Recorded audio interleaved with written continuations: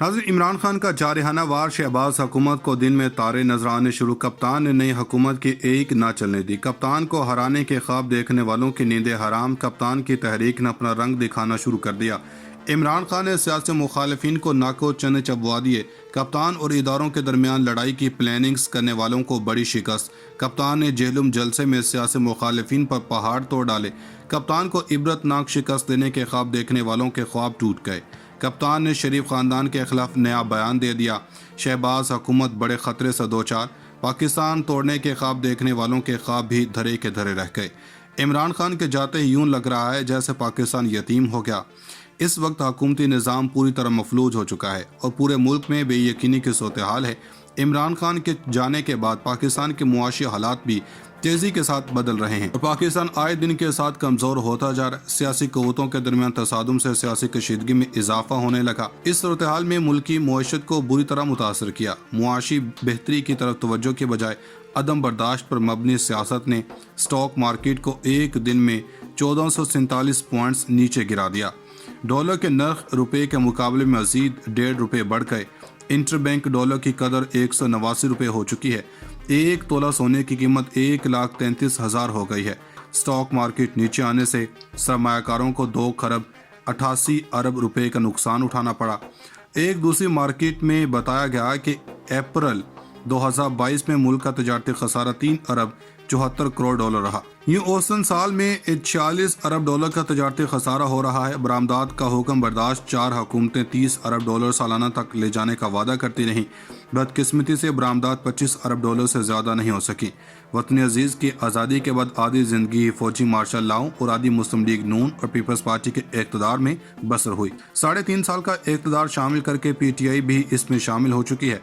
हमेशा ताकत और इख्तियार का मरकज़ बने रहने वाली अफसरशाही क्या करती रही, इसका तज्जिया तक नहीं हुआ। बाकी इदारों की हालत मुख्तलिफ नहीं, वैसे ही जैसे मज़कूरा गुज़रे बरसों में जुल्फ़िकार अली भुट्टो की मुआशी पॉलिसियों की सरमाया मुखालिफ करार देकर इन पर तनकीद की जाती रही। मुस्लिम लीग नून ने सनती तरक्की और एशियन टाइगर बनने के वादे किए। पीपल्स पार्टी ने मजदूर और किसानों के मसाइल हल करने की बात की। मुल्क में ना सनतें लग सकें, ना मजदूर और किसान खुशहाल हो पाए। पॉलिसियाँ कर्ज फराहम करने वाले इदारों और ममालिक ने अता की। सियासी जमातों ने इंतखाबात में हिस्सा तो लिया, लेकिन मुआशरत की बहाली जैसे मसाइल को अपने मंशूर में शामिल करने में दिलचस्पी जाहिर न की। PTI ने हुकूमत संभालने से पहले इनकलाबी इकदामात का वादा कर रखा था। इक़्तिदार मिला तो मालूम हुआ कि तनख्वाहों की अदायगी और तेल का बिल अदा करने के पैसे नहीं। IMF से रुजू न करने का वादा तोड़कर 6 अरब डॉलर के बेल आउट पैकेज पर मुआहिदा किया। चीन, सऊदी अरब और मुत्तहिदा अरब अमारात जैसे दोस्तों से मदद की दरख्वास्त की। टैक्स महसूलात में इजाफे पर तवज्जो दी। तजारती खसारा कम किया। हुकूमती अखराजात में कमी की। इसका असर मुस्बत शक्ल में हो सकता था, लेकिन कोरोना की वबा ने पूरी दुनिया की तरह पाकिस्तान को भी बुरी तरह मुतासर किया। यूं मुआशी इस्लाहात का अमल कोरोना की नजर हो गया और इस सारी सूरत हाल में वाहिद खुश आइन बात ओवरसीज पाकिस्तानियों की जन्म से तरस सैलाब की फराहमी में इजाफा था। 10-12 अरब डॉलर सालाना से बढ़कर ये रकम 30 अरब डॉलर सालाना तक जा पहुंची थी। साबिक हुकूमत ने रोशन डिजिटल अकाउंट के जरिए तारकीन वतन की हौसला अफजाई की। इन्हें वोट का हक देकर एहसास दिलाया कि रियासत पाकिस्तान अपने फर्जंदों की खिदमात का एतराफ़ करती है।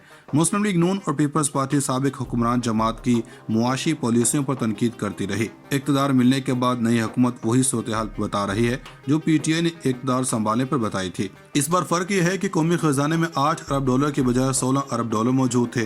टैक्स मुहासिल 3500 अरब रुपए के बजाय 6000 अरब रुपए जमा हो रहे हैं। 2018 की निस्बत सूरत हाल मुख्तलिफ और कदरे बेहतर है।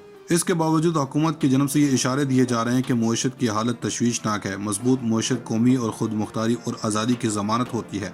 कमज़ोर मईशत दूसरों के आगे भिखारी बना देती है। वज़ीर-ए-आज़म शहबाज शरीफ इस मामले पर फिक्रमंदी का इजहार कर चुके हैं। वो चाहते हैं कि पाकिस्तान अपने पाँव पर खड़ा हो। लगभग ऐसे जज्बात तमाम वज़ीर-ए-आज़म के रहे हैं, मगर मुआशी अमन को कायम करने के लिए इस फिक्रमंदी के अलावा ज़रूरी है कि गैर ज़रूरी सियासी तलखी को कम किया जाए।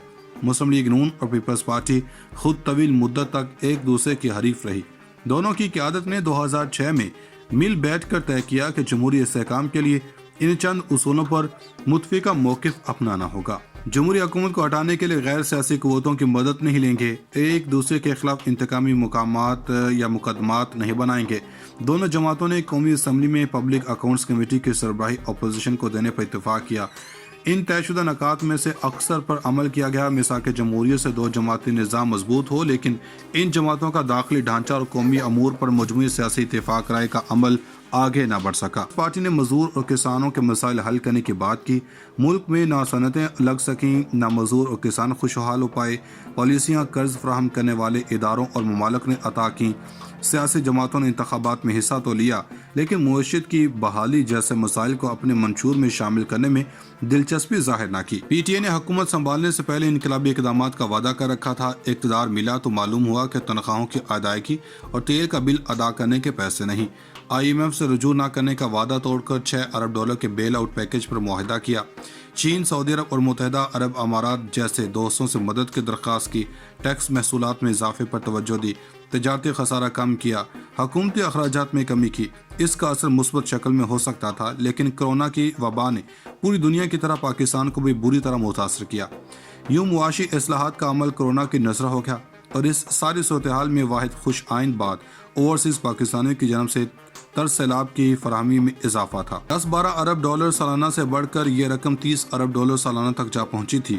سابق حکومت نے روشن ڈیجیٹل اکاؤنٹ کے ذریعے تارکین وطن کی حوصلہ افزائی کی۔ انہیں ووٹ کا حق دے کر احساس دلایا کہ ریاست پاکستان اپنے فرزندوں کی خدمات کا اعتراف کرتی ہے۔ مسلم لیگ نون اور پیپلز پارٹی سابق حکمران جماعت کی معاشی پالیسیوں پر تنقید کرتی رہی۔ اقتدار ملنے کے بعد نئی حکومت وہی صورتحال بتا رہی ہے جو پی ٹی آئی نے اقتدار سنبھالنے پر بتائی تھی۔ اس بار فرق یہ ہے کہ قومی خزانے میں $8 ارب کے بجائے $16 ارب موجود تھے۔ ٹیکس محاصل $3500 ارب کے بجائے $6000 ارب جمع ہو رہے ہیں۔ 2018 کی نسبت صورتحال مختلف اور قدرے بہتر ہے۔ اس کے باوجود حکومت کی جانب سے یہ اشارے دیے جا رہے ہیں کہ معیشت کی حالت تشویشناک ہے۔ مضبوط معیشت قومی اور خود مختاری اور آزادی کی ضمانت ہوتی ہے۔ کمزور معیشت دوسروں کے آگے بھکاری بنا دیتی ہے۔ وزیر اعظم شہباز شریف اس معاملے پر فکر مندی کا اظہار کر چکے ہیں۔ وہ چاہتے ہیں کہ پاکستان اپنے پاؤں پر کھڑا ہو۔ لگ بھگ ایسے جذبات تمام وزیر اعظم کے رہے ہیں، مگر معاشی امن کو قائم کرنے کے لیے اس فکر مندی کے علاوہ ضروری ہے کہ غیر ضروری سیاسی تلخی کو کم کیا جائے۔ مسلم لیگ نون اور پیپلز پارٹی خود طویل مدت تک ایک دوسرے کی حریف رہی۔ دونوں کی قیادت نے 2006 میں مل بیٹھ کر طے کیا کہ جمہوری استحکام کے لیے ان چند اصولوں پر متفقہ موقف اپنانا ہوگا۔ جمہوری حکومت کو ہٹانے کے لیے غیر سیاسی قوتوں کی مدد نہیں لیں گے، ایک دوسرے کے خلاف انتقامی مقامات یا مقدمات نہیں بنائیں گے۔ دونوں جماعتوں نے قومی اسمبلی میں پبلک اکاؤنٹس کمیٹی کی سربراہی اپوزیشن کو دینے پر اتفاق کیا۔ ان طے شدہ نکات میں سے اکثر پر عمل کیا گیا۔ میثاق جمہوریت سے دو جماعتی نظام مضبوط ہو، لیکن ان جماعتوں کا داخلی ڈھانچہ اور قومی امور پر مجموعی سیاسی اتفاق رائے کا عمل آگے نہ بڑھ سکا۔